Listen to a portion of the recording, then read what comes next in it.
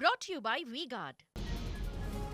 DGP Vikas આએ નવી police commissioner ઓફિસની મુલાકાત લીધી। રથયાત્રાને પગલે ઉચ્ચ અધિકારીઓ સાથે બેઠક યોજી। નવી ઓફિસ ખાતે કંટ્રોલ રૂમ શરૂ કરવા સૂચના આપી। નવી ટેકનોલોજીથી સજ્જ કંટ્રોલ રૂમ તાત્કાલિક ધોરણે શરૂ કરવા સૂચના આપી। અમદાવાદમાં યોજાનાર રથયાત્રાને અનુલક્ષીને ક્રાઇમ બ્રાન્ચે સુરક્ષાની તૈયારી શરૂ કરી।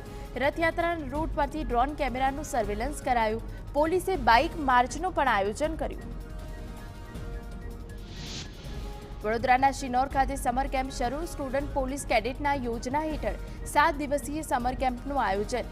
6 જૂનથી શરૂ થયેલ સમર કેમ્પ 12 જૂન સુધી યોજાશે।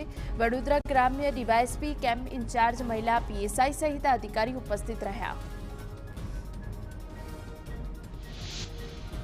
વડોદરામાં સમા રોડ ચાલતા પેવર બ્લોકના કામમાં ગેરરીતિનો આક્ષેપ। આઈએસઆઈ માર્કા વગરના હલકી ગુણવત્તાના કાર્બિડનો ઉપયોગ કર્યો હોવાનો દાવો। સાઇટ પર કોઈ સુપરવાઇઝર ન હોવાનો પણ આરોપ। વડોદરાના તીન મૂર્તિ સોસાયટીના ઇમારતના કઠેડાનો ભાગ ધરાશાયી। છેલ્લા ઘણા સમયથી જર્જરિત હાલતમાં છે ઇમારત।